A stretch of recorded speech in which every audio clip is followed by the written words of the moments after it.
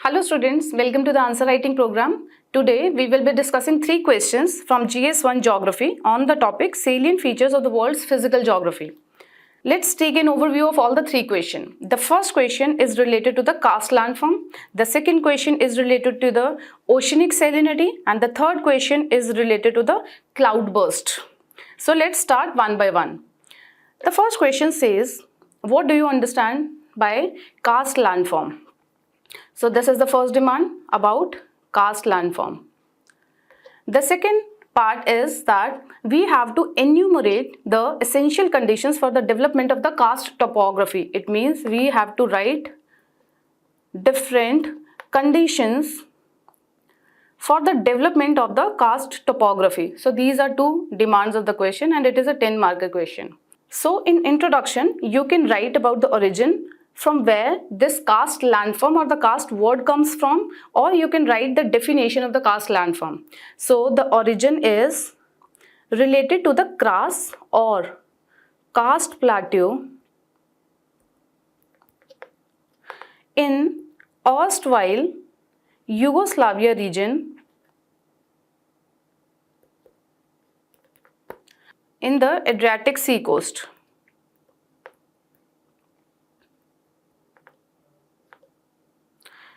So this way you can start the introduction. You can write also about some karst erosional or karst depositional features as well, like some examples of the karst erosional or the karst deposition. Then move on to the body part, that what are the karst landform. The karst landform is about or is characterized by the underground drainage system. So there is underground drainage system and less of the surface drainage system, with some features like sinkholes, dolines, then cave structure is there, stalactites, stalagmites are there, sinking streams are there. So this is a dolomite or the calcium carbonate structure or the magnesium carbonate structure. So it is limestone structure or the dolomite structure, which is soluble in the rainwater or the natural water, which has the lightest or the some slight acidic essential component part in that. So this is characterized by underground drainage system and the erosion of the soluble rocks. Then there is a general absence of the surface drainage water, as the water flows mostly underground or at the subsurface level. Then these karst topography or the karst landforms develop in the thick beds of the massive limestone, so that these characteristics can be prominently visible. Next, move on to the essential conditions for the development of the karst topography. See, the karst topography is about that the structure is of limestone or dolomite.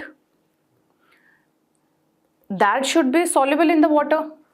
That is why if these rocks are soluble in water, then only with the subsurface flowy water, these rocks will dissolve in the water and some characteristics or some structures will be formed, like the cave structure, sinkholes will be created, stalagmites, stalactites will be created.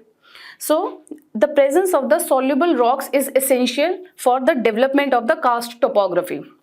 Second is the sufficient precipitation.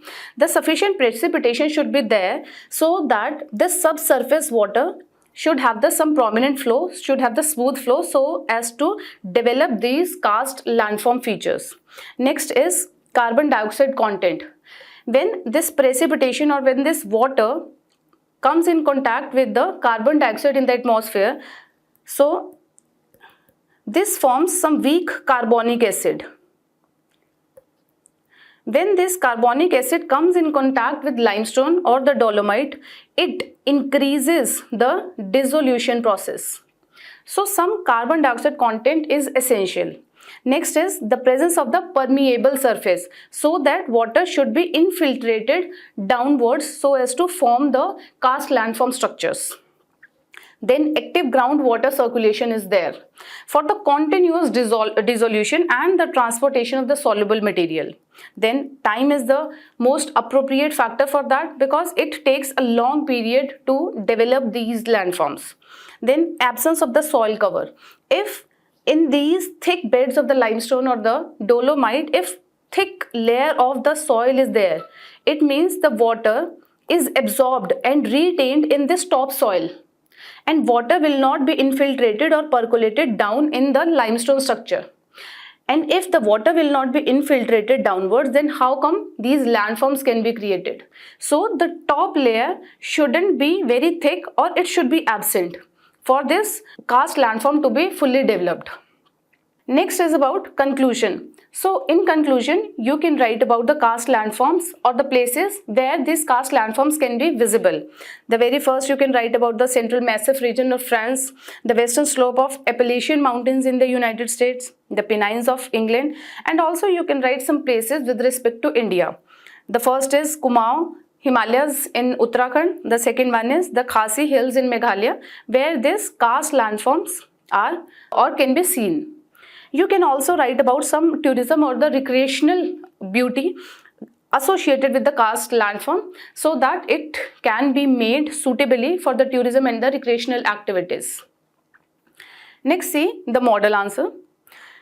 Starting by the origin, then some definition and some characteristics of the karst landform, followed by the essential conditions for the development of the karst topography, then finally some places name where these karst landforms can be seen.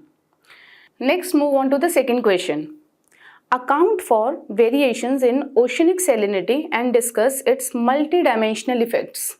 So the question is about the oceanic salinity, and the second part, we need to write down the various statistics or the data and the features or like some characteristics that how the ocean salinity changes with respect to the latitude and with respect to the depth. Then we need to write about the effects of changing the ocean salinity. So in introduction, what you can do, you can define the ocean salinity. Oceanic salinity is the concentration of the dissolved salt in the seawater. It is like range is between 33 to 37 parts per thousand.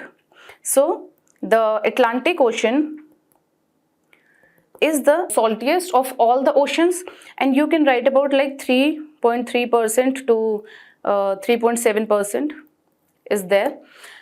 And you can also give relevant data like the Atlantic Ocean is the saltiest of all, or you can give some range, or you can also write that the oceanic salinity is calculated in parts per thousand.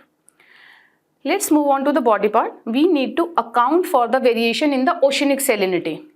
So first, we need to tell about how the salinity changes from equator towards the pole and how this salinity also changes with respect to the shallow water as we go down towards the deep water.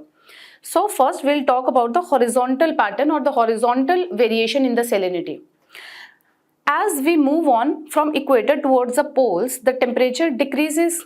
And when the temperature is maximum and it gets reduced towards the pole. And when the temperature is higher, it means the evaporation is higher. And when evaporation is higher, it means less salts remain in the water. It means high salinity where the sunlight is maximum and when the temperature is maximum. First thing. And when the temperature is more, it means more dissolution of salts in water. It means the higher salinity. So the general condition or the general feature which we can see is as we move from equator towards the pole, salinity decreases.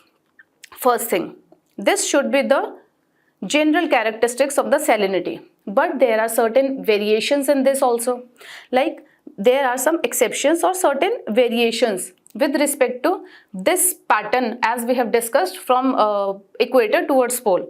First variation is about the hemispherical contrast. This salinity pattern is not same in northern hemisphere as well as the southern hemisphere. Majorly, the northern hemisphere is more saline as compared to the southern hemisphere. First thing. Second is, equator does not have the maximum temperature because of the maximum rainfall also, green cover also.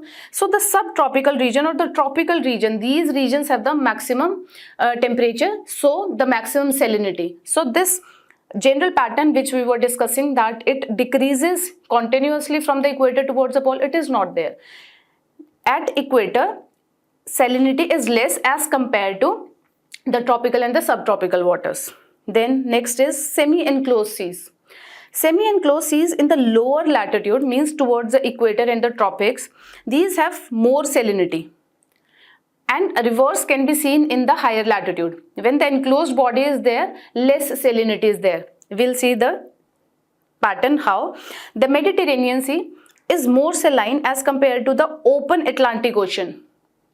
And second is Hudson Sea or the Baltic Sea. This is less saline because of infusion with the meltwater also, and less mixing with the open ocean saline water. In the tropical region, when the body is closed, when the water body is closed, it means more evaporation, more heat, more dissolution of the salt, and when more evaporation is there, it means more salts are left over there. First thing, that is why Mediterranean is more saline. Next, why Baltic Sea is less saline? Because it is enclosed sea, and the more saline water outside is not able to mix it with the this enclosed sea. First and second is infusion with the meltwater in the Baltic Sea. Next is when there is a water body, fresh water body, and influx of these fresh water into the ocean, there also salinity changes. Like we can quote the example of mouth of Ganga and Indus, and that ocean part or the sea part has a less salinity over there. Next is about the ocean currents. When there are the warm ocean currents, it means the temperature increases, dissolution is increasing, and the evaporation is increasing. It means more salinity. When the cold ocean currents are there, it means temperature decreases, dissolution decreases, evaporation decreases. It means salinity decreases. Next is ocean circulation and mixing. Ocean currents and mixing, also this plays an important role in the redistribution of the heat and redistribution of the seawater with a different salinity level, intermixing of the water. Example, thermohaline circulation and conveyor belt circulation. So when there are the ocean currents or the ocean circulation, this also changes the salinity because it helps in the circulation of the water. So it helps in mixing with the more saline water with the less saline water. There is a graph, you can also make this. Then we have to tell about the vertical pattern or the variation in the salinity vertically as we move along the depth in the water. In the tropical areas, salinity decreases with depth. How? Surface water, they are more warm. There is a more dissolution of salts, more salinity. Deeper water, they are cooler than the shallow water or the surface water, less dissolution of salts, so less salinity. This is the pattern in the tropical waters. What is the pattern in the polar waters? Polar water, salinity increases with depth. How? In polar regions, the shallow water is more colder as compared to the deep water because of the direct coldness from the atmosphere.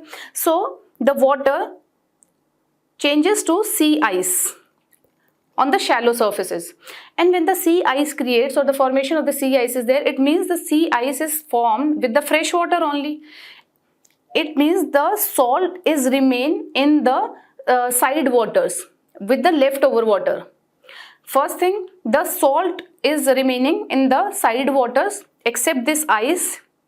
Like here, salt concentration increases, and when this salt concentration increases, it means it will be more denser, it will sink down, and when it sinks down, it means it goes to the deeper water. So that is why we are saying that on the shallow surfaces or on the surfaces where ice is there, salinity is less. As we move down the depth, salinity increases, and this is only seen in this particular diagram, that in the polar region,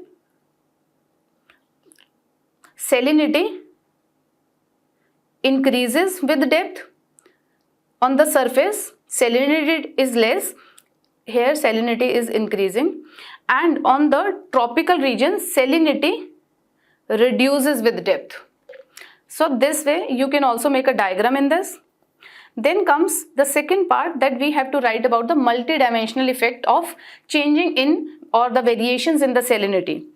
The very first thing is Ocean circulations. Salinity along with the temperature defines the density of the water, density of the sea water. So it defines the thermohaline circulation, which starts the conveyor belt circulation. Means when the density is maximum and that density is dependent on the salinity and the temperature, that is known as the thermohaline circulation. Thermohaline. Thermo means temperature, haline means salt, salinity. So these thermohaline circulation results into the intermixing of the water or heat distribution of the temperature and the salinity all through the oceans on the earth. So if there is any changing or if there is any variation in the salinity, it can alter the ocean circulation pattern, which also impact the climate and the weather system. So if there are the variations in the salinity, it means it can have the impact on the thermohaline circulations as well. Next is about the global temperature. So these thermohaline circulation and also the shallow ocean current and the deep ocean current, they helps in redistribution of the heat on the earth's surface or in the deep waters. So if there is any ocean salinity changes, it means it is impacting the earth's climate as well. Then also you can write about that if there is any changes in the salinity level in the water, it means more saline water cannot absorb more carbon dioxide, first thing, cannot absorb more heat with respect to the, like if we check it in the time or the time perspective.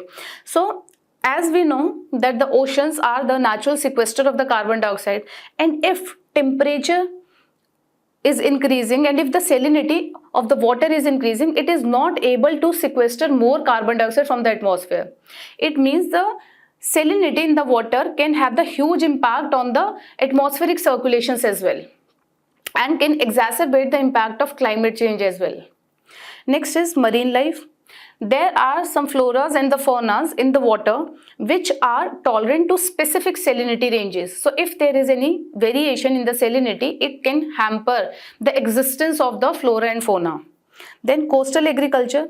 Coastal communities depend on the estuaries or on the water which is the mixing, which have the some level of the salt.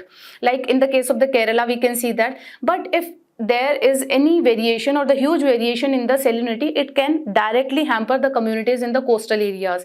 This can impact their livelihood, which is dependent on the agriculture and indirectly on the water. Then comes the desalinization.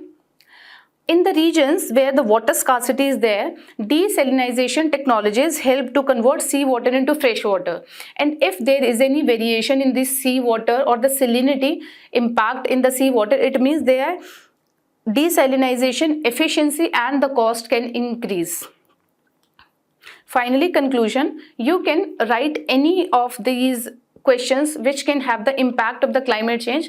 In concluding way, you can write the impact of the climate change with respect to that. Like if the question is about cyclone, cloudburst or any of the natural disaster, also like ocean salinity, ocean temperature, you can directly link it with the climate change impact.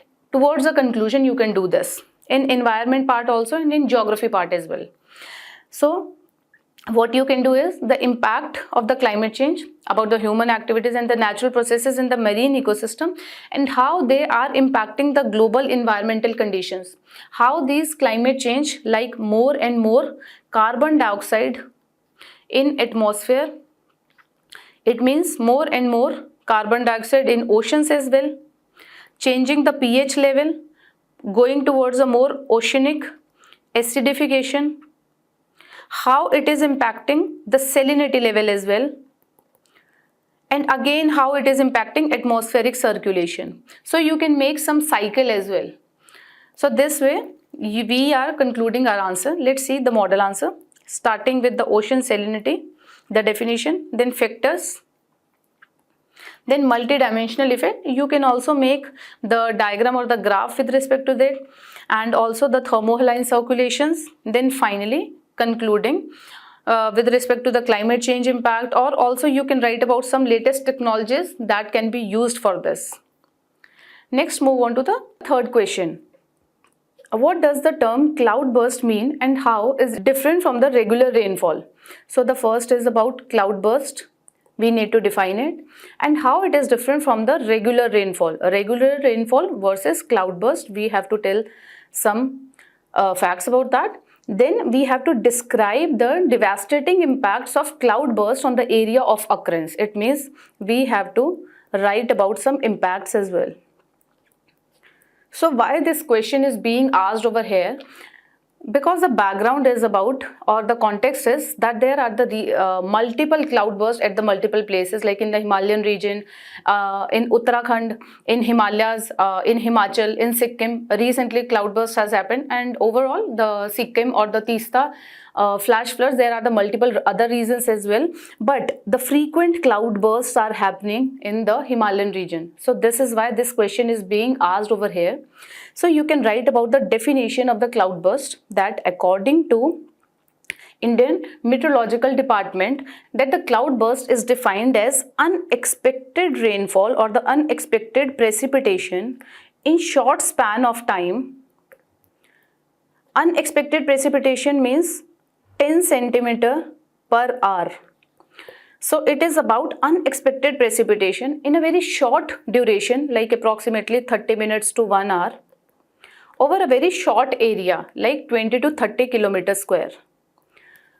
So it's a huge or the sudden downpour or the unexpected precipitation, approximately 10 centimeter per hour in a very short duration in a very shorter area. So this is the definition of the cloudburst, and also you can write about the recent cloudburst at the multiple places, and you can quote like recent Sikkim cloudburst as well, or the Himachal Sirmaur district. So you can write any example of the cloudburst. Then we need to write, because the main demand of the question is about the cloudburst, so we need to tell some reasons as well, that why and how cloudburst happens. See, the very first thing is that there are the saturated clouds. They are ready to condense, but they cannot condense into the rain and do not produce rain. Why? Because of the upward movement of the warm air current. Maximum cloudbursts happen in the mountainous or the hilly region. So what is the major characteristics of this region is that the upward movement of the warm air currents are there.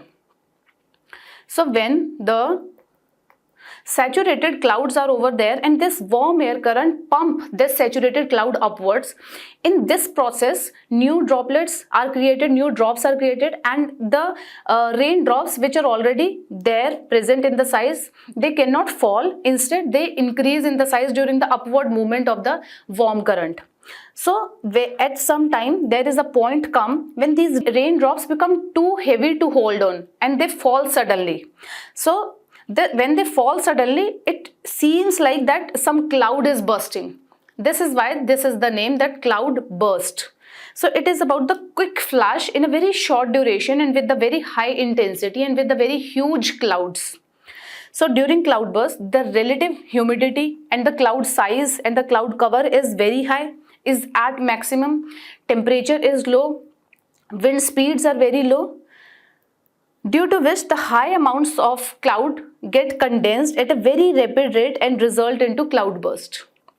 So as the temperature increases towards it coming to the warmer side, the atmosphere can hold more and more droplets and more moisture, and this moisture comes down as a very rapid and the massive rainfall for a very short duration, like approximately 30 minutes to 1 hour, which results into the flash floods. Once this cloudburst has happened, and due to the not proper drainage system, this results into the flash floods as well.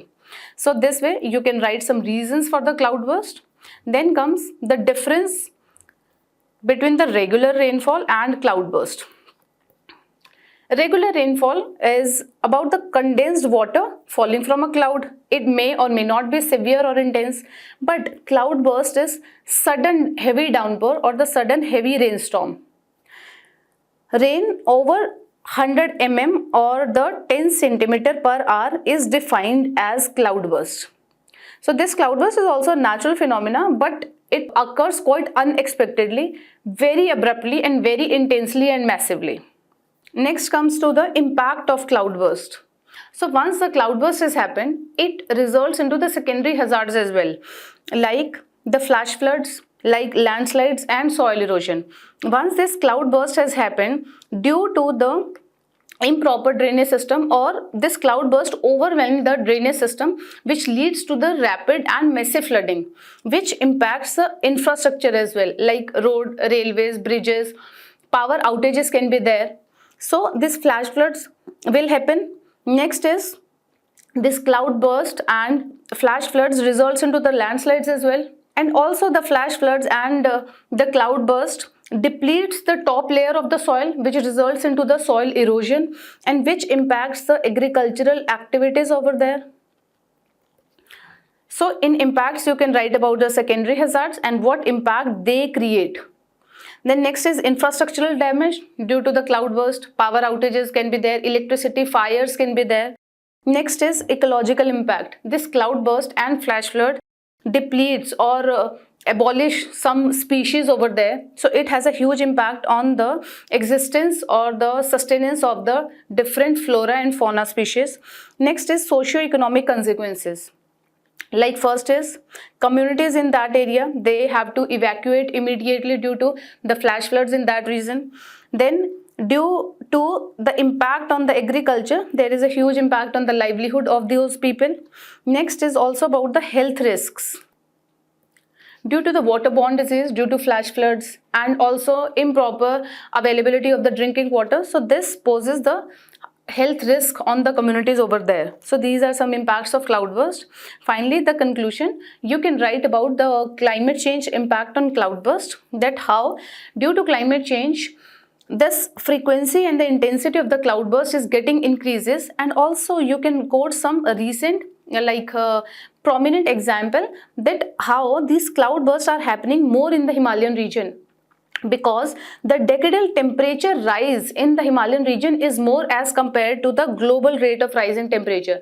And when the temperature is rising in the Himalayan region, more upward warm currents, more condensation, more cloudburst will be happening.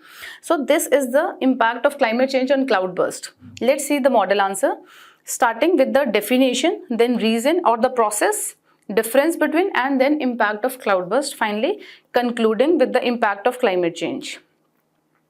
So in December, we are completing GS1, Geography, Society and History, and this is a free initiative. You can write every day, like from Monday to Friday, on our portal, that is vajiramandраvi.com or vajiramies.com, and you can see these description videos or this descriptive videos on our YouTube channel, and in the description box you can find out the PDF of these model answers as well. Next is Vajiram and Ravi has started the mains intensive test series for 2024, and this comprises of 38 full length and half length tests. So you can be mains ready in a comprehensive and holistic way with this test series. So do join us. Thank you. Have a nice day and keep writing.